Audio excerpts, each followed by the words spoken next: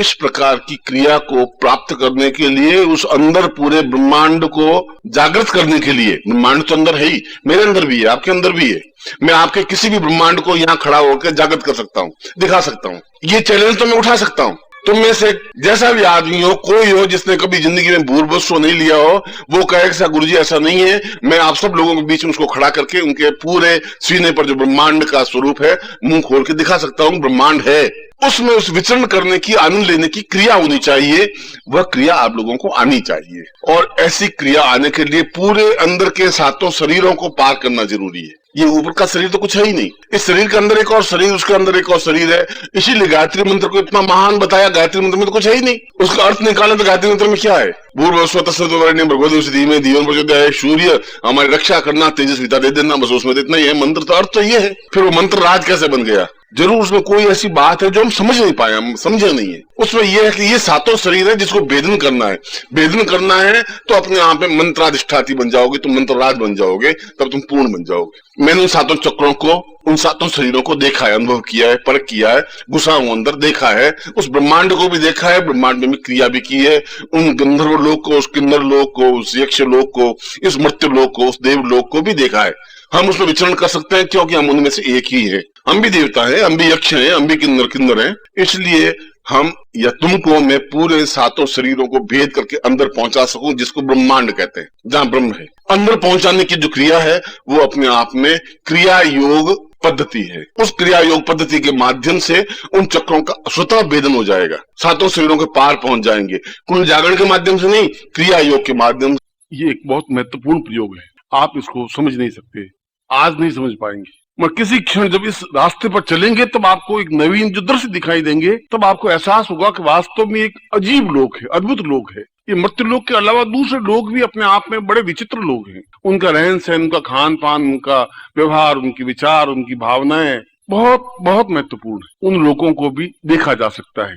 आपने अगर भूलोक या स्वरलोक या महलोक नहीं देखा, इससे मतलब ये नहीं कि वो लोग होते ही नहीं। आप अमेरिका जा सकते हैं, देख सकते हैं, वहां के व्यवहार, वहां की सभ्यता, वहां की संस्कृति, वहां का कल्चर, वहां के जो कुछ भी है, आप उस लोक में भी जा सकते हैं, देख सकते हैं। इसलिए पहले मैं आपके अंदर के सातों शरीरों को जागृत कर देता हूँ, फिर मैं आपको मंत्र बता देता हूँ। स्नान करके जब आप थोड़ा सा बैठें, तब आपको नित्य नैमित्तिक क्रिया जो कुछ करनी है वो कर करा के, फिर आप गुरु मंत्र जाप करके, फिर शांति से जो मैं मंत्र दूं, ये सातों शरीर से संबंधित कुंडली जागरण का मंत्र, इसको बिल्कुल उसके यंत्र के सामने रख करके, आंख बंद करके, और बिल्कुल उस मंत्र को जाप करें। आपके मुंह से वो ध्वनि निकलनी चाहिए। और फिर आपको जो अनुभव होते हैं उन अनुभवों को एक कागज पर नोट करें। एक विचित्र अनुभव होंगे। आप ऐसा देखेंगे कि आपने कहीं और हिमालय की कोई कमरा देखी है, कोई गुफा देखी है, कोई ऐसी जगह देखी जहां कभी गए नहीं, कोई ऐसा स्थान देखा है, या ऐसा देखेंगे कि आप जिंदा है और आपका कोई मर्डर हो गया है और एकदम आप खत्म हो गए हैं, कोई स्थान है।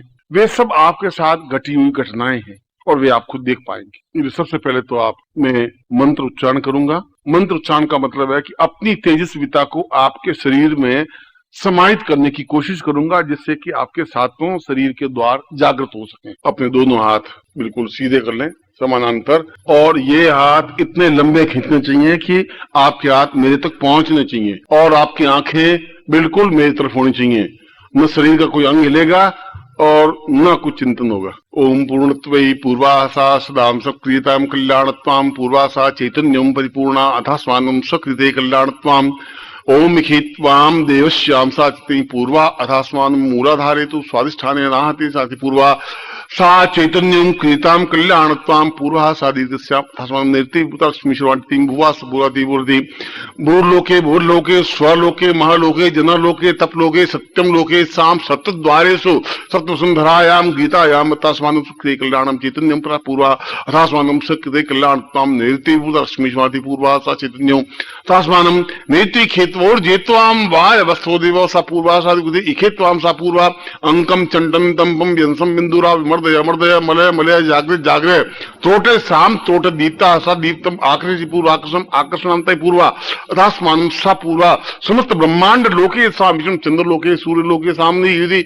माम पूर्व प्राणस चेतना युक्तम सा दिव्या अथास्मानं सकृते कल्याणत्वं पूर्वो सा दिया अथास्मानं सकृते कल्याणत्वं चैतन्यम परिपूर्ण अथास्मानं स निवृत्ति भूता सा दिव्यम सोहम साम पूर्वा सो अहम ताम पूर्वा सा अहम लोके अहम ब्रह्मास्मि साम चिन्तिम ब्रह्मलोके साम पूर्ण ब्रह्मला पूर्वा सा समस्त ब्रह्मांड विचरणेषु साम दृश्य भूत काले सा भूत पुनर्जन्म सा दृश्य भूत जन्मेन सदस्यम पुनर्जन्मेन दृश्य सप्त जन्मेन साम दृश्यम अथास्मानं सकृते गुरु आज्ञायाम परिपालयम स्वामी कृष्णानंदान्ते सा चैतन्यम परिपूर्णा अथास्मानं सकृते कल्याणत्वं पूर्वो सा चैतन्यम दीर्घश्याम अथास्मानं सकृते कल्याणत्वं पूर्वा मम शिष्यत्वं सुखा अमुक अमुक गोत्रेभ्यो अमुक नामेभ्यो साम चैतन्यम पूर्वा अथास्मानं सतव्यम सोम मंत्रेण साम दिव्यम संपर्दे आदि और इसका तिब्बत के संपूर्ण ग्रंथों का निचोड़, लामा पद्धति के संपूर्ण ग्रंथों का निचोड़,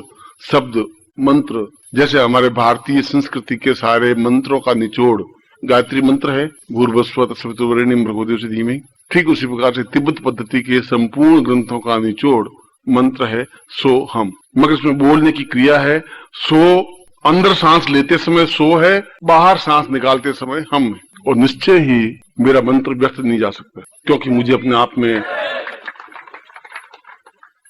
में कॉन्फिडेंस से विश्वास है, मेरे मंत्र पर विश्वास है, और भगवान के द्वारा प्रणीत इन मंत्रों पे मुझे आस्था है, क्योंकि मैंने इन मंत्रों का अनुभव किया है। और तिब्बत के उन लामा ग्रंथों में अगर इस मंत्र की इतनी महत्ता है तो इस मंत्र को भी मैंने सिद्ध करके देखने की कोशिश की है, और इसके माध्यम से हम जीवन के, इस जीवन से पहले के जीवन तो आप गारंटी से देख ही सकेंगे।